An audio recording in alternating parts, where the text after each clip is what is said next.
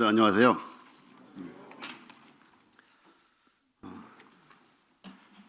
날씨가 많이 차가워졌죠. 지금 콜록콜록 하시는 분들도 계시고, 그리고 이제 환절기 때뿐만 아니라 이렇게 추운 겨울에 각종 알러지로 고생하시는 분들도 많이 계신 것 같습니다. 이제 12월도 중반이 다 지나가죠. 항상 매년 느끼는 거지만 이와 같이 한 해가 다 지나갈 때는 참 아쉬움이 많이 남지 않습니까? 그 연세 드신 분들은 연세 드신 분들대로, 또 젊은 사람은 젊은 사람들대로 이 한 해가 가는 것에 대한 아쉬움이 많이 있을 것입니다. 오늘 많이 추웠죠? 근데 지금 날씨보다 한 5도 더 추워지면 어떻게 될까요? 그러면 그 5도보다 더 추워지면 어떻게 될까요? 그리고 그거보다 한 10도 더 내려가면 어떻게 될까요? 아마 몇 번만 더 하면 이제 그만하세요 그럴 겁니다. 이와 같은 질문은 사실 여름에 질문을 드렸어야 되는 이런 질문 내용 같습니다. 여름 30도를 넘고 무더울 때 5도가 더 높으면 어떻게 될까요? 생각하실 수 있겠죠? 그럼 35도가 되겠죠. 그럼 5도가 더 높으면 어떻게 될까요? 40도. 그럼 아예 10도 더 높으면 어떻게 될까요? 50도. 예, 그때쯤 되면 이제 그만하십시오 이렇게 나올 겁니다. 지옥의 온도는 우리가 측정할 수가 없는 온도입니다. 여름에 우리가 굉장히 더울 때 더워 못 살겠다고 하시잖아요. 그렇죠? 그 찜통 더위를 즐기는 분은 별로 없을 겁니다. 한증막에 가서 건강을 위해서 사우나를 하지만 그 시간은 아주 저는 고통스러운 시간이에요. 그래서 저는 한증막 안 갑니다. 건강이 좋은 거 아는데 못 하겠어요. 거기 들어가면 지옥 생각밖에 안 납니다. 요거보다 1도만 더 높으면 어떻게 될까? 요 한증막보다 1도만 더 높으면 어떻게 될 것인가? 한증막은 또 사우나는 건강을 위해서 돈 주고 잠깐 있다 나옵니다. 또 밀폐된 공간에서 뜨거운 것을 견디면서 조금만 견디면 더 좋아질 거야.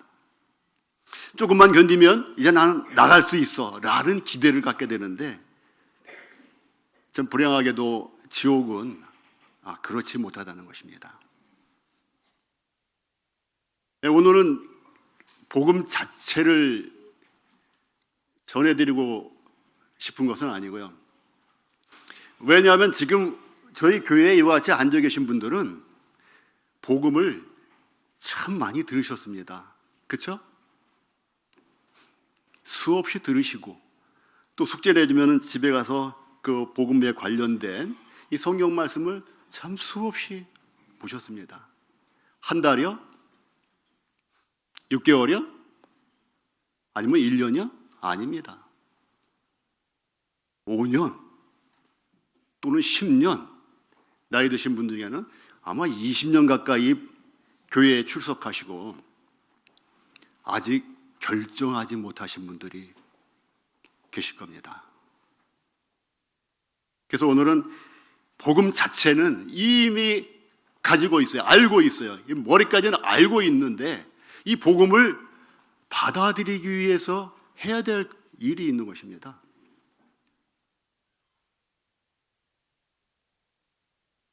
하나님이 거저 주셨다고 내 속에 그대로 들어오는 건 아닙니다.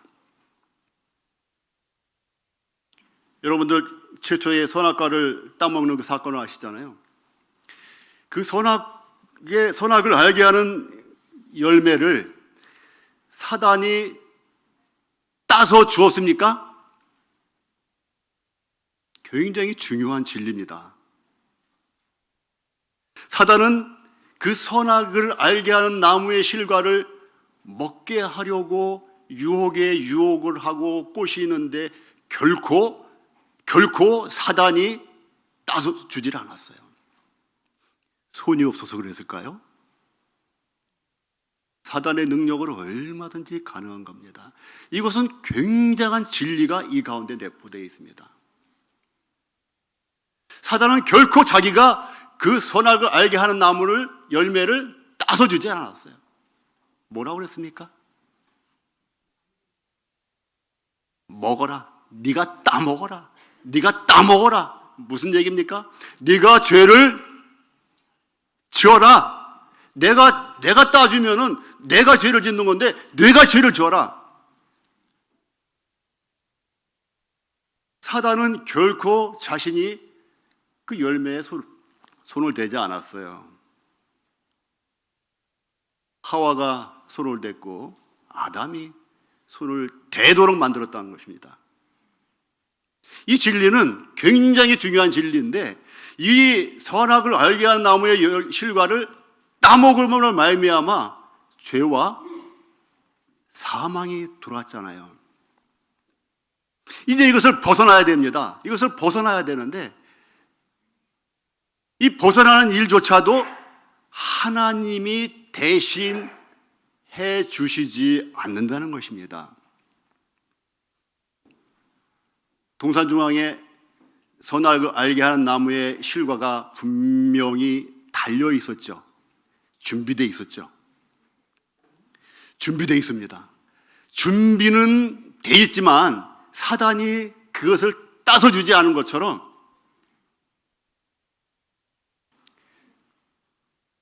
동산 중앙에 생명나무가 있고 생명나무의 실과가 달려 있는 것은 틀림없습니다. 준비가 되어 있는 상태입니다. 이제 에덴 동산이 아니라 갈보리 동산에 십자가가 섰습니다. 이 시간이 한참 흐른 것입니다. 정확히 4,000년이 될지는 모르겠지만 어쨌든 많은 그와 유사한 시간이 흘렀을 것입니다. 선악을 알게 하는 나무의 열매가 달려서 사단이 아담과 하와를 꼬드겨서 그들이 그것을 따먹도록 결정하도록 만들었습니다. 결정하도록 꼬셨습니다. 그리고 하와가 결정을 했어요. 무슨 길로요? 죽는 길로. 이 원리 그대로 옮겨지게 되면 이제는 이 아담의 후손이 결정을 해야 됩니다. 그 결정은 무슨 결정입니까? 선악을 알게 하는 나무의 열매가 아닌 생명나무에 달린 열매를 따먹고 영생하여 영원토록 하나님과 함께 할 수 있는 이런 영생입니다. 이 영생할 수 있도록 생명나무 열매를 따먹어야 되는 것입니다. 그런데 창세기에 보면 어떻게 되어 있습니까? 아담과 하와가 그 동산에서 쫓겨나죠. 그리고 두루 도는 화영검을 둘러싸서 접근하지 못하게 만들잖아요. 생명나무에 접근했습니까? 못했잖아요. 그리고 세월이 한참 흘러 약 4,000년이 흐른 다음에 갈보리 동산 그 언덕에 에덴 동산이 아닌 갈보리 동산에 죽은 나무가 세워졌습니다. 다들 아시죠? 아직 구원받지 않은 우리 학생들도 우리 청년들도 또 기혼 아이와 아내의 손을 잡고 계속 출석하시는 이런 구도자들도 이 사실들을 아실 겁니다. 에덴 동산 대신 갈보리 동산에 죽은 나무가 세워졌는데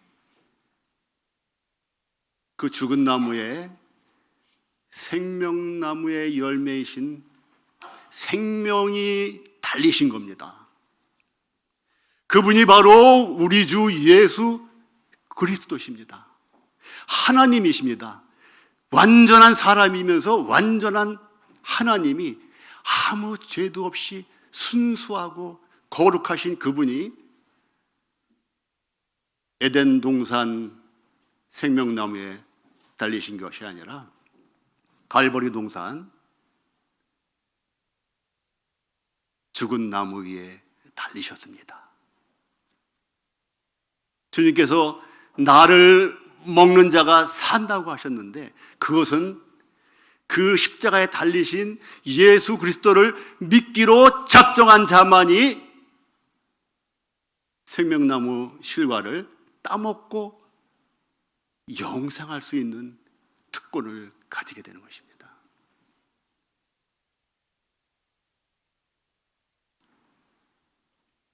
중요한 사항이죠. 생명나무 실과가 분명히 달려 있긴 한데, 그 실과, 영생할 수 있는 열매를 따먹은 자들과 따먹지 않은 자들이 있는 것입니다. 우리는 다 따먹지 않거나 따먹지 못한 상태에 있었던 사람들입니다. 그런데 어느 날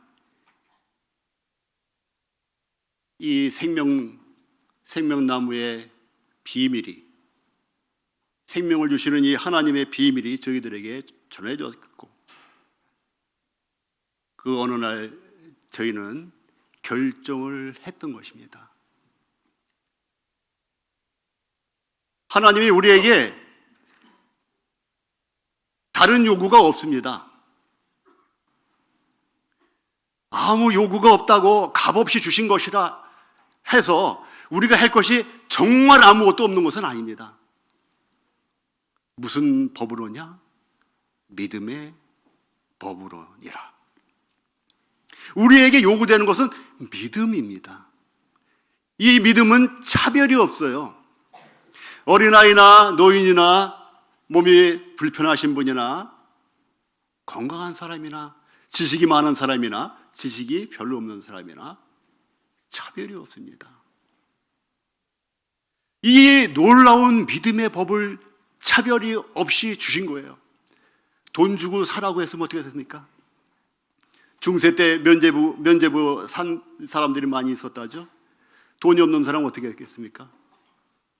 또 건강해서 달리기를 잘해야만 구원을 받을 수 있다면 어떻게 하겠습니까? 하나님은 사랑의 하나님이시기 때문에 차별이 없는 방법으로 천국을 들어갈 특권을, 하나님의 자녀가 되는 특권을 주셨는데, 그것은 바로 믿음의 법이라는 것이죠. 믿음의 법. 믿음의 대상이 누굽니까? 우리 주 예수 그리스도. 완전하신 하나님, 완전하신 사람, 죄 없는 하나님. 율법으로도 완전히 거룩하신 사람이신 예수님입니다. 아까도 박형님께서 예루살렘에 대해서 말씀을 하셨는데, 이 시대는 거의 끝에서 끝을 달리고 있어요. 이제 시간이 없습니다. 이 예루살렘은 많은 미국 대통령 하면 지상에서는 가장 강대국의 대통령입니다. 하나님이 허락하신 지상에서의 가장 큰 권력자입니다. 그의 연약은 너무나 막강해서 그의 대적들도 어떻게 할 수가 없어요. 그러한 미국 대통령이 예루살렘을 이스라엘의 수도로 인정을 하겠다는 약속을 사실 여러 차례 했었답니다. 그 이전 대통령들이. 그런데 그것을 실천에 옮기지를 못한 거예요. 어느 누군가가, 이 트럼프 대통령이 예루살렘을 이스라엘의 수도로 인정한다는 공표를 했을 때 어느 사람이 트럼프가 지옥 문을 열어놨구나. 트럼프 대통령이 지옥의 문을 열어놨구나. 이렇게 탄식한 이런 사람들이 많습니다. 왜냐하면 이와 같은 일은 이 지상에 어떠한 결과를 초래할지 모르는 화약고에다가 촛불을 댕겨 넣는 것 같은 이러한 일이라는 것을 이 정세를 분석할 수 있는 사람들은 잘 알기 때문에 그런 것입니다. 스가랴서 아까 잠깐 나왔는데 한번 읽어볼까요? 스가랴서 12장 2절. 아직도 안 믿는 분들이 더 이상 결정을 미뤄서는 안 된다고 말씀하시는 겁니다. 12장 1322페이지 정도 될 겁니다. 1322페이지. 성경에 따르면 1323페이지가 될 수 있겠어요. 스가랴서 12장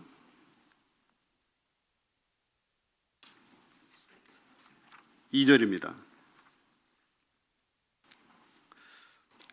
보라, 내가 예루살렘으로 그 사면 국민에게, 사면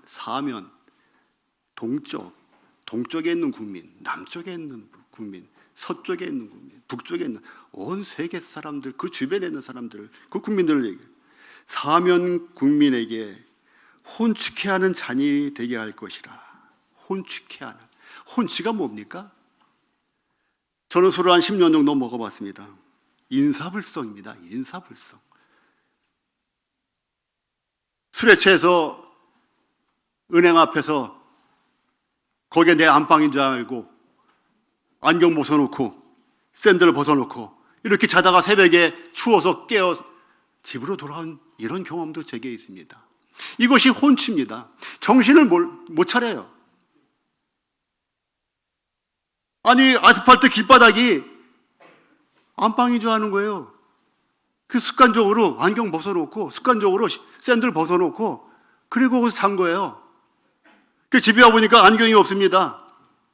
밤중이니까 안경이 없는지 있는지 모르고 샌들만 주섬주섬 찾아서 가지고 왔던 기억이, 이게 20대 초반의 제 경험입니다. 이와 같이 혼축해 하는 잔이 될 것이라는 것이에요.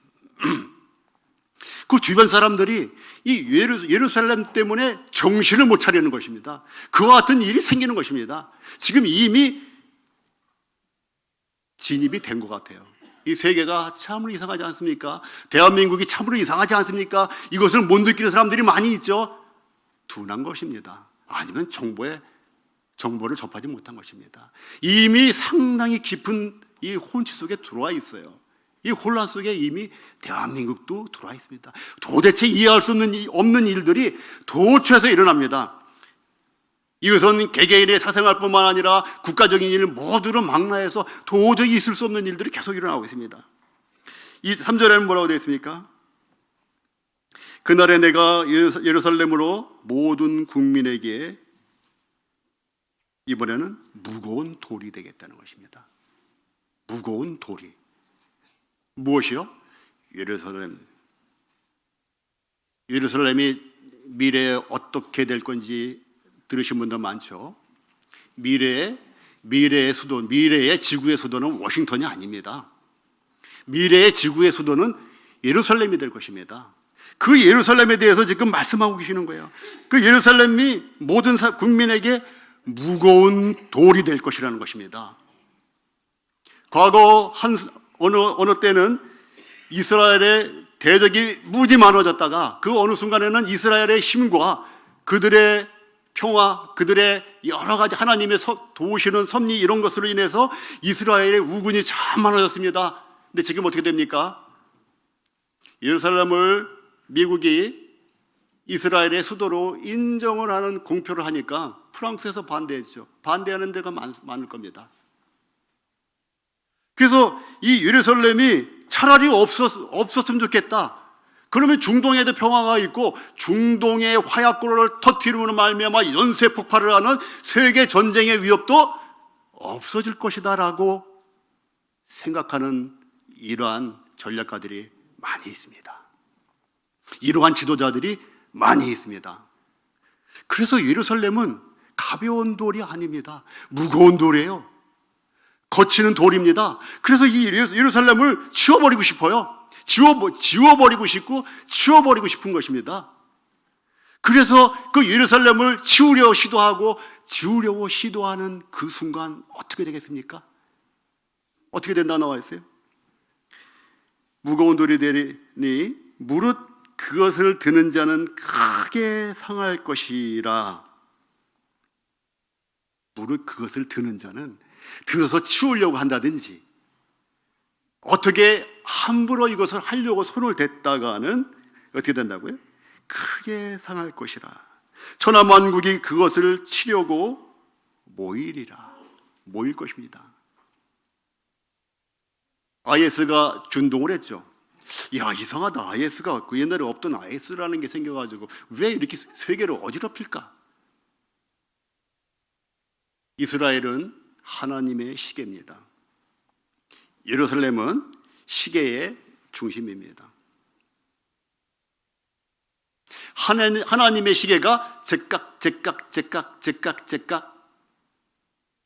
움직이고 있습니다. 가고 있습니다. 이와 같이 겨울이 오는 것처럼 여름에는 그 무더울 때 이성적으로는 겨울이 올 거라는 걸 알지만 감성적으로는 겨울이 올 것 같습니까? 그 무더운 여름을 보내실 때 겨울은 안 올 것만 같습니다. 그런데 결국 겨울이 왔어요.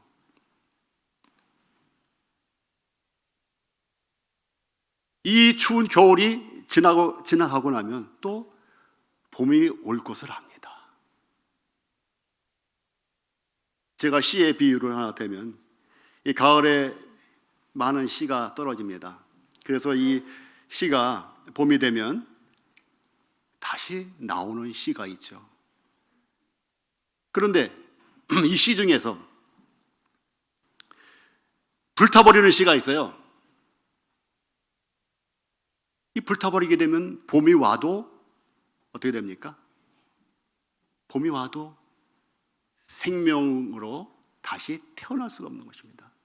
우리 사람들이 이와 같이 지금은 동일한 씨지만 불타버릴 씨가 있고 봄이 되면 새롭게 싹을 겨울이 지나서 죽은 것 같지만 새로 싹을 틔울 이러한 씨앗도 있는 것입니다.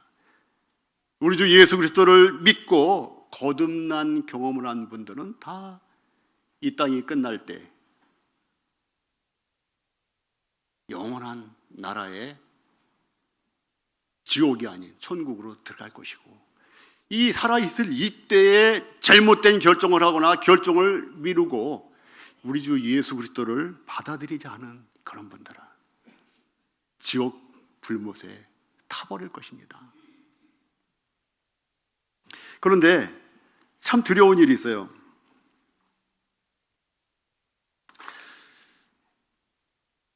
이 지옥이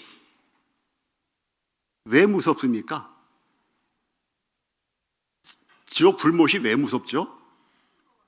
뜨거워서, 맞습니다. 뜨거워서 무섭습니다. 또 영원하니까 어느 분이 계셨어요? 죄송합니다. 이제 초콜릿을 준비 안 해가지고 대개는 이제 뜨겁고 고통스럽기 때문에 지옥이 무서운 걸 압니다. 그 불못이 무서운 걸 압니다. 그리고 조금 더 나아가신 분들은 이제 그 지옥의 불못이 영원할 거라 아시는 것입니다.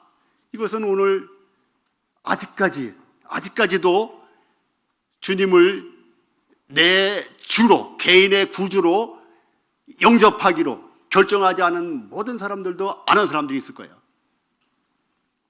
자, 그 두 가지 나왔습니다. 뜨겁기 때문에, 다시 말하면 고통스럽기 때문에, 영원하기 때문에 무서운 것이에요. 또 다른 게 있을까요? 들어가면 나올 수가 없습니다. 그것도 좋은 얘기죠. 한번 들어가면 나올 수가 없습니다. 그 다음에 또 무엇이 있을까요? 일체의 소망도 없어요. 여러분, 가끔 동영상 보면 뱀이 울거리는 그 소굴이 있잖아요. 소굴이 있어요. 웅덩이가 있어요. 근데 발을 헛디뎌서 거기 빠진다 생각하면 어떻겠습니까? 끔찍하잖아요. 끔찍하잖아요. 뱀들과 함께 죽지는 않고 뱀들과 함께 계속 살을 맞대고 사는 것이 얼마나 두려운 일입니까? 지옥은 그거보다 더 고통도 스럽지만 징그럽고 내가 싫고 내가 견딜 수 없는 모든 것들이 있는 것입니다. 물론 그 지옥에도 차별이 있을 것 같습니다. 그렇지만 고통이 있는 것입니다. 또 다른 측면에서 두렵다는 것이 무엇일까요? 사랑이 없다. 네, 그것도 맞죠. 사랑이 없습니다. 근데 어떤 사람들은 이렇게 얘기합니까? 아니, 죽으면 되지 뭐. 죽으면 끝이지. 지옥 가지 뭐. 아니, 지옥을 한 1년만 있다 나오는 건 줄 알아요. 그리고 이 사람이라는 게 현재의 이 경험이 미래를 예측하게 됩니다. 그래서 현재 경험은 뭡니까? 고통스러우면 그냥 자살해버려요. 그렇죠?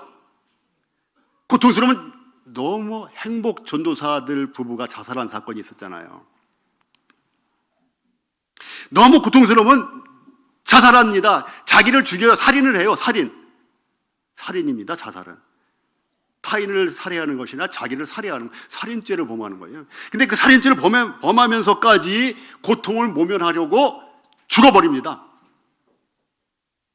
이래서 지옥이 무서운 것입니다. 지옥은 죽을 수가 없어요. 죽을 수가 없어요. 불못이 영원한 그것도 굉장히 중요한데 그 불못이 영원한 것과 더불어서 나도 영원하단 말입니다. 왜 영원합니까? 이 요한복음 5장뿐만 아니라 요한복음 15장에도 보면 이런 말씀이 있습니다. 시간 때문에 안 찾고 제가 읽겠습니다. 참 두려운 일이에요. 안 믿는 사람들도 부활에 대한 소망을 갖습니다. 두려운 일입니다.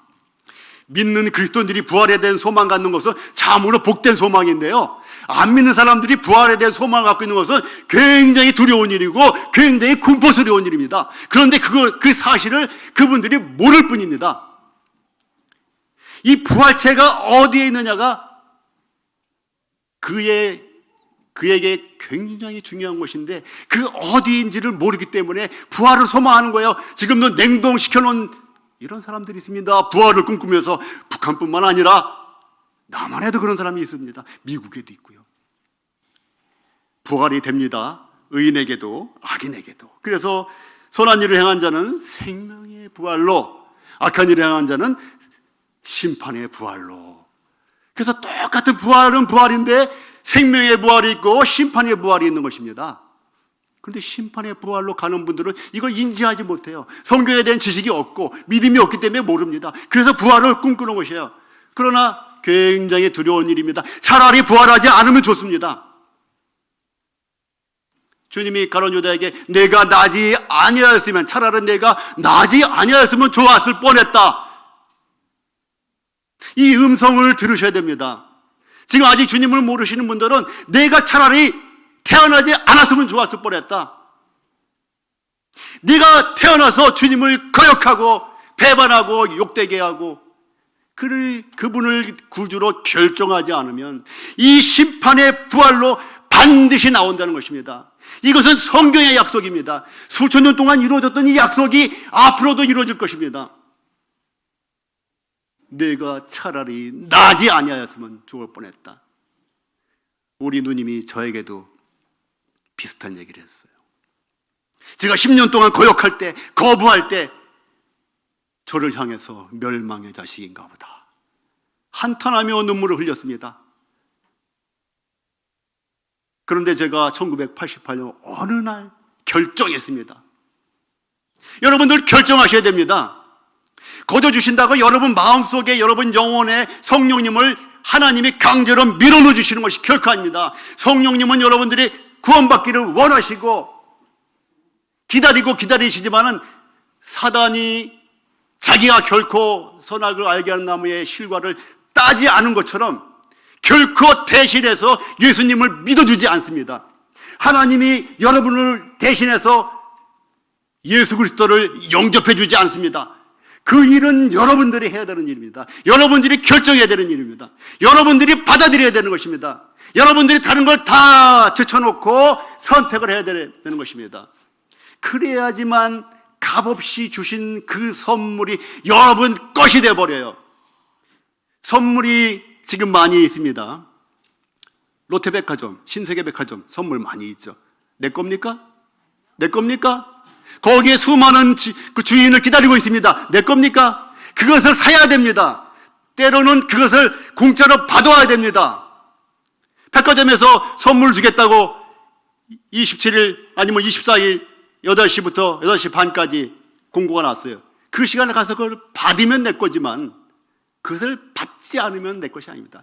이 선물을 받기 위해서 행동할 것이 있습니다. 거기까지 가야 됩니다. 교회에 오든지 성경책이 있는 곳으로 가든지 그걸 열어야 되는 행동을 해야 되는 것입니다. 그리고 여러분 마음 가운데 그것을 받아들이는 결정을 하셔야 되는 것입니다. 이 고린도전서가 15장이 부활의 장인데 이 욕된 것으로 심고 영광스러운 것으로 다시 살며 이렇게 되어 있어요. 영광스러운 것으로 다시 삽니다. 약한 것으로 심고 강한 것으로 다시 살며 흙에 속한 자의 형상을 입은 것 같이 또한 하늘에 속한 자의 형상을 입습니다. 또 썩을 것이 썩지 아니할 것을 입습니다. 다시 말하면 불타지 아니할 것을 입습니다. 그래서 두려운 것입니다. 이제는 썩지 않을 몸으로 부활이 됩니다. 어떤 사람들은 오해를 합니다. 예수님 믿는 사람들만 부활한다고. 그런데 요한복음에 그렇게 되어 있습니까? 아닙니다.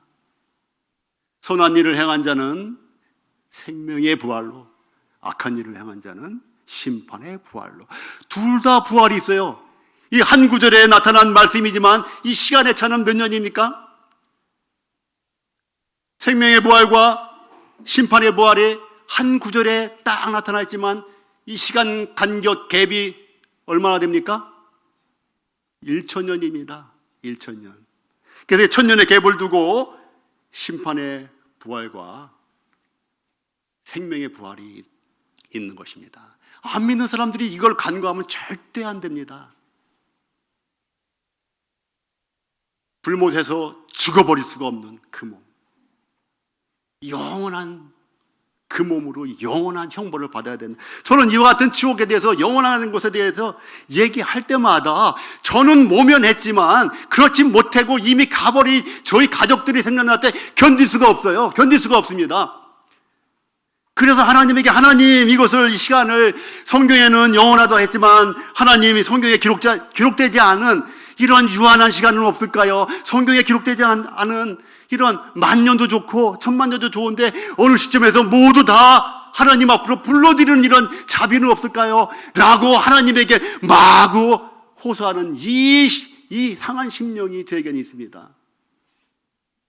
여러분들도 똑같은 경험을 하실 겁니다. 여러분들 남편, 여러분들의 부모, 여러분들의 자녀가 아직 주님을 알지 못하고 개인의 구주로 용접하지 않았다면, 주님을 믿기로 결정하지 않았다면 똑같은 고통이 올 것입니다. 오늘은 시간이 이만큼 돼서 여기까지만 교제를 나누겠습니다. 아직 주님을 믿지 않는 분들은 제발이지 이것저것 망설이고 도에 대해서도 얘기를 듣기 원하다가 또 돈에 대해서도 관심이 있고 하는 벨릭스처럼 잘못된 결정을 하지 아니하고 또 가룟 유다처럼 예수님을 팔려고 하는 결정을 내지 않기 바랍니다. 사도 바울처럼 예수님 믿는 자들을 다 잡아 감옥에 가두려고 하는 그런 결정을 하지 마시고, 사도 바울이 다메섹 도상에서 예수 그리스도를 만나본 후에 예수 그리스도를 받아들이기로 결정한 것처럼 이렇게 결정이 바뀌기를 바랍니다. 사도 바울도 결정이 바뀐 그 한 날이 있는 것입니다. 그 은혜의 날이 있는 것입니다. 우리 학생들, 여기 나와서 10년, 20년씩 교회만 왔다 갔다 하신 분들 결정하셔야 됩니다. 이제 생명나무의 실과를 여러분에게 따서 줄 자는 아무도 없습니다. 여러분 남편도 못하고, 여러분의 아내도 그 일을 못하고, 여러분들이 부모도 못하는 일입니다. 사단도 그것을 하지 않았습니다. 하나님도 그렇게 하지 않으실 겁니다.